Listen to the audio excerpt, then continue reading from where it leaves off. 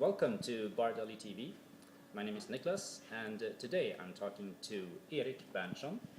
We're at the BardelitvSnällerödsEricBerndtson1, and we're gonna have a tasting event soon after this with a few new products from his company. And today we're gonna hear some interesting backstory about the Swedish snaps tradition and some food tips surrounding that. So, welcome Erik Berndtson. Thank you very much. Great to be here. And Thank welcome you too. Thank you. So I was first going to ask you, could you please tell our audience at Bardelli TV, who are you? I know you have a very interesting background in Swedish liquor and spirits traditions. Yes, that's true. You could say I'm almost born into the business. Born in wine and spirits. Sounds fantastic, and it has been fantastic because it's been many years. My father worked with importing of wines and spirits, and we have also had restaurants. My grandfather had restaurants and hotels in Sweden, and it's now a natural link for me to, since many years, work in this industry. First as an importer and lately as a producer. So you're actually in the production of your own brands as well as still marketing other brands. Yes, me and my brother is running a company called Berndtson Brands, and we import products like Jägermeister and Tullamore and William Grant's, etc. And since a couple of years we have our own line, which is owned and run by me. It's called Snälleröds.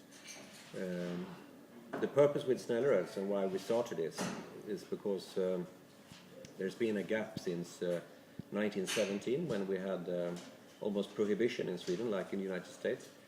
And in Sweden it was abolished to have private profit interest in the wines and spirits business. So all the old family companies, wine importers, were closed down. And also when it comes to aquavit and glögg, the glühwein, mulled wine producers, a few of the brands lived on in the state's ownership since 1917 until the monopoly remained until 1995. So it's quite a long time. Yeah.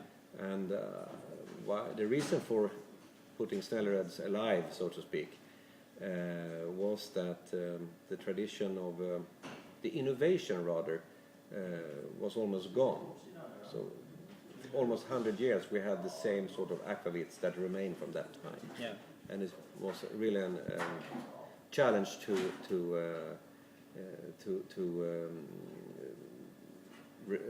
do you call it, to develop the Swedish snaps traditions and drinks tradition as a whole. It's interesting because we do have a very strong tradition surrounding these snaps. With every time we celebrate midsummer or winter, Yes. Christmas or Easter. And how do you feel about? Did you meet any resistance among traditionalists when trying to develop this? We started just before the monopoly disappeared, so the first resistance we had from the monopoly itself. Yeah. And it was a bit contradicting at the time because they were also our main buyer of our agency brands. So I was really sort of competing with our customer. So at that time that was very tricky actually. And then in terms of how we have decided to produce and develop these traditional spirits, I would say on the contrary, it has been long overdue to have some new brands. Yeah. So we try to think that we bring in some fresh breath into the Swedish spirit, so to speak. Yeah. And how about other players in the market? Do you consider yourself the only innovator in this field, or?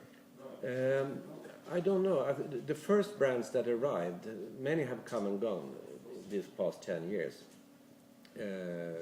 Because it's been fun to produce, a favorite aquavit that hasn't been in the market and so on. And the tendency has been that they've been trying to do the more awkward, the better, so to speak. And normally they have been very short-lived. Then a few others have done some attempts, and there are two or three, I would say, that are a bit established today. However, we don't sort of compare with what's on the market today, because Snälleröd stands for a handicraft way of producing aquavit. And that was quite tricky because there's been a monopoly. Who should I ask? How did an aquavit taste 100 years ago, 1917?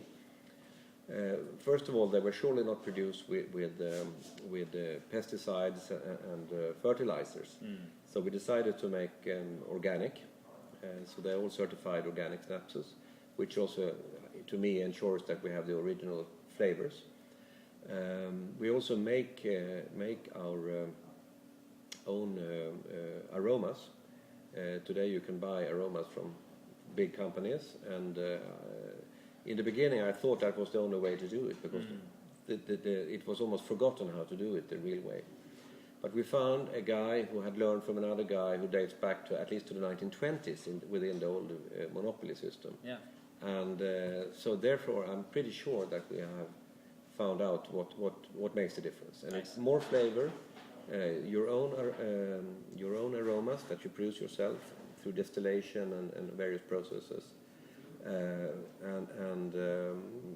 But I think also you have to be true to the genuine flavors and then just slightly develop them, because that's where the Swedish taste is. Yeah. So we don't want to go away from that. And coming back to what we're doing here today with the food, of course, many of these flavors that the aquavit is spiced with is what you also find in the food, the traditional Swedish foods. And I was going to ask you, what are some examples of spices and herbs that you...